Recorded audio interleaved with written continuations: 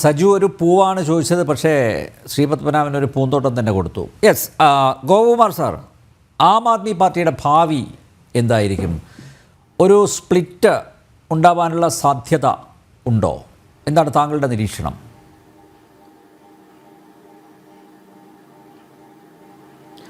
ആം ആദ്മി പാർട്ടിയുടെ മറ്റൊരു പരിമിതി നമ്മളിവിടെ ചർച്ച ചെയ്യാത്ത കാര്യമാണ്. അതുകൂടി ഈ സമയത്ത് ഒന്ന് ഡിസ്കസ് ചെയ്യണം. പ്ലീസ്. ഇത് കറപ്ഷനെതിരെ വന്നൊരു മൂവ്മെൻ്റ് ആണ് എന്നുള്ളതിൽ നല്ലൊരു മുന്നോട്ട് പോകുന്നൊരു കാര്യമാണ് നമ്മൾ കണ്ടത്. അത് തീർച്ചയായിട്ടും സ്വാഗതാർഹവുമായിരുന്നു. പക്ഷേ കറപ്ഷൻ എൻ്റെ പാർട്ടായി മാറിയത് ആം ആദ്മി പാർട്ടിക്ക് വലിയൊരു തിരിച്ചടിയായി മാറി. അതിൽ നിന്ന് മുക്തമാവുക എന്നുള്ളതൊരു വലിയൊരു ചലഞ്ചാണ്. മറ്റൊരു പ്രധാനപ്പെട്ട കാര്യം ഞാനിവിടെ പറയാൻ ഉദ്ദേശിക്കുന്നത്, രാഷ്ട്രീയ പാർട്ടികൾക്ക് ഐഡിയോളജി വേണം. ഇന്ന് നമ്മൾ ജീവിക്കുന്ന ഒരു ഡീഗ്ലോബലൈസേഷൻ ലോകത്താണെങ്കിൽ പോലും യഥാർത്ഥത്തിൽ പാർട്ടികൾക്ക് പൊതുവായ ചില ലക്ഷ്യങ്ങൾ വേണം.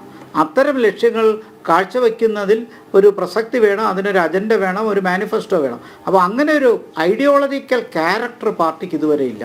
ഒരു നോൺ ഐഡിയോളജിക്കൽ ഫോഴ്സായിട്ട് ആൻറ്റി കറപ്ഷൻ ഫോഴ്സ് എന്നുള്ള നിലയിൽ വന്ന് പ്രവർത്തിച്ചെങ്കിലും അത് ഒടുവിൽ ഒരു വ്യക്തിയുടെ പേരിലേക്ക് അത് ഒതുങ്ങി, അരവിന്ദ് കെജ്രിവാളിലേക്ക് ഒതുങ്ങി.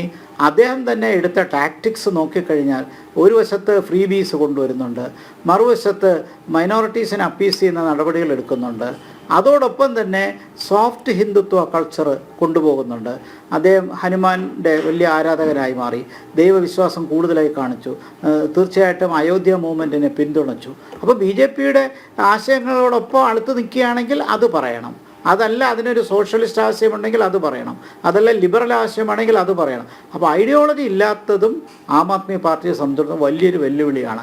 കാരണം നമ്മൾ ഈ ലോകത്ത് യൂറോപ്പിലുമൊക്കെ ഇതിനു മുമ്പും ഈ സിവിൽ സൊസൈറ്റി മൂവ്മെൻറ്റ്സ് അഥവാ പൊതുമണ്ഡലത്തിൽ നിന്ന് വരുന്ന, പൊതുസമൂഹത്തിൽ നിന്ന് വരുന്ന ഒരു പ്രത്യേക ലക്ഷ്യം, ഒരു പ്രത്യേക കോസിന് വേണ്ടി വരുന്ന പാർട്ടികൾ, മൂവ്മെൻറ്റ്സ് രാഷ്ട്രീയ പാർട്ടികളായി വന്ന ഉദാഹരണങ്ങളുണ്ട്. അത് കൂടുതലും പാരിസ്ഥിതിക പാർട്ടികളാണ്. പക്ഷേ യൂറോപ്പിൽ അവർക്കൊക്കെ ഒരു 15% യൂറോപ്യൻ പാർലമെൻറ്റിൽ വലിയൊരു ശക്തി ഉണ്ടാക്കാൻ കഴിഞ്ഞിട്ടില്ല. ഈ മൂവ്മെൻറ്റ് കൺവേർട്ടഡ് പൊളിറ്റിക്കൽ പാർട്ടീസിൻ്റെ ഏറ്റവും വലിയ പ്രശ്നം എന്ന് പറയുന്നത് ആ മൂവ്മെൻറ്റിൻ്റെ ശക്തിയും സ്റ്റീമും കുറച്ച് കഴിയുമ്പോൾ അതങ്ങ് മാറും, പല കാരണങ്ങൾ കൊണ്ട് മാറും, ആൾട്ടർനേറ്റീവ്സ് വരും. അപ്പോൾ പാർട്ടിക്ക് പിടിച്ചു നിൽക്കണമെങ്കിൽ, മുന്നോട്ട് പോകണമെങ്കിൽ വ്യക്തമായ ഐഡിയോളജി വേണം. നമ്മളിപ്പോൾ കമ്മ്യൂണിസ്റ്റ് പാർട്ടിയെ എത്ര പറഞ്ഞ് കളിയാക്കിയാലും അവർക്ക് വ്യക്തമായ ലക്ഷ്യങ്ങളുണ്ട്. ആ ലക്ഷ്യങ്ങൾക്ക് വൈരുദ്ധ്യതയുണ്ട്, അതുകൊണ്ടത് ഇന്ത്യയിൽ ക്ലിക്ക് ചെയ്തില്ല, അത് നമുക്ക് മനസ്സിലാക്കാം. പക്ഷേ എന്നാൽ അതിനൊരു ഐഡിയോളജിക്കൽ പൊസിഷനുണ്ട്. ഇവിടെ ഒരു ഐഡിയോളജിക്കൽ പൊസിഷൻ ഇല്ലാത്തതും ആം ആദ്മി പാർട്ടിക്ക് ഇനി മുന്നോട്ടുള്ള പ്രയാണത്തിന് വലിയൊരു വെല്ലുവിളിയാകും. ആൻറ്റി കറപ്ഷൻ മൂവ്മെൻ്റ് ആണ് എന്ന് പറഞ്ഞാൽ ഇപ്പോൾ അതിന് ക്രെഡിബിലിറ്റി പോയി. മറുവശത്ത് ഒരു ഓർഗനൈസ്ഡ് ഫോഴ്സായിട്ട് നിൽക്കണമെങ്കിൽ എല്ലാവരെയും ഒന്നിച്ചു കൊണ്ടുവരണം. നമുക്കറിയാമല്ലോ, ഇതിനകത്ത് വന്ന പലരും പലപ്പോഴും ആദ്യം പുറത്തു പോയത് വളരെ പ്രശസ്തനായ പൊളിറ്റിക്കൽ അനലിസ്റ്റായ യോഗേന്ദ്ര യാദവാണ്. അദ്ദേഹത്തിനെ പോലെയുള്ള അനലിസ്റ്റുകളെയും ബുദ്ധിജീവികളെയും ഉൾക്കൊള്ളാൻ അരവിന്ദ് കെജ്രിവാളിന് കഴിയാത്തത് എന്തുകൊണ്ടാണ്? അപ്പോൾ കെജ്രിവാളിൽ തന്നെ ഒരു ഏകാധിപത്യ സ്വഭാവം ഉള്ളത് കൊണ്ടാണോ? ഇപ്പോൾ അതിഷി എന്തിനാണ് മുഖ്യമന്ത്രിക്ക് ഒരു കസേര അവിടെ ഇട്ടിട്ട് മറ്റൊരു കസേരയിലായിരുന്നു അവരിരിക്കുന്നത്? ഇങ്ങനെയൊക്കെയാണോ രാഷ്ട്രീയത്തിൽ ഭരിക്കേണ്ടത്? Nobody is inevitable. ആരും ഒഴിവാക്കാൻ പറ്റാത്തവരില്ല. ഒരാൾ പോയാൽ മറ്റൊരാൾ വരും. കാരണം പ്രകൃതി തന്നെ ഈ ശൂന്യതയെ എതിർക്കുന്നുണ്ട്. നേച്ചർ ഹേറ്റ്സ് വാക്യൂം എന്ന് പറയും. അതുകൊണ്ട് ഒരു പാർട്ടിയിലായാലും അടുത്തൊരു തലമുറയെ സൃഷ്ടിക്കണം.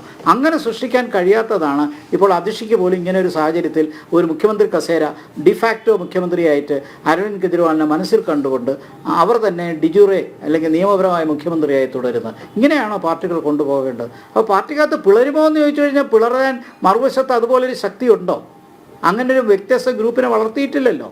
അപ്പോൾ വ്യത്യസ്ത ഗ്രൂപ്പിനെ വളർത്തി മറ്റൊരു റൈവൽ ക്യാമ്പ് ഇല്ലാത്തിടത്തോളം കാലം സ്വയം ക്ഷീണിക്കുകയല്ലേ ഉള്ളൂ.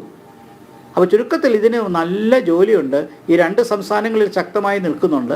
പക്ഷേ ഈ രണ്ട് സംസ്ഥാനങ്ങളിലും പിടിച്ചു നിൽക്കണമെങ്കിൽ ഇനിയും ഒത്തിരി കാര്യങ്ങൾ ചെയ്യേണ്ടി വരും. അത് കെജ്രിവാളിൽ നിന്ന് തുടങ്ങണോ, മറ്റാരെങ്കിലും നിന്ന് തുടങ്ങുന്നോ, അത് എങ്ങനെ അത് മോഡൽ ചെയ്യും എന്നുള്ളത്. കാരണം ഈ രാഷ്ട്രീയത്തിനകത്ത് നമ്മൾക്ക് എന്തും പ്രസംഗിക്കാം, പക്ഷേ പ്രവർത്തന മണ്ഡലത്തിലേക്ക് വരുമ്പോഴാണ് ഈ പ്രശ്നം. വാസ്തവത്തിൽ അണ്ണാ ഹസാരെ അന്ന് കൊടുത്തൊരു ഉപദേശം വളരെ പ്രസക്തമായിരുന്നു. അതിനെ വകവയ്ക്കാതെ മുന്നോട്ട് പോയി. പക്ഷേ ഇപ്പോഴാകട്ടെ അഴിമതിയിൽ പൂണ്ടു നിൽക്കുകയുമാണ്. Yes, well said. സാറ് പറഞ്ഞത് 100% ശരിയാണ്.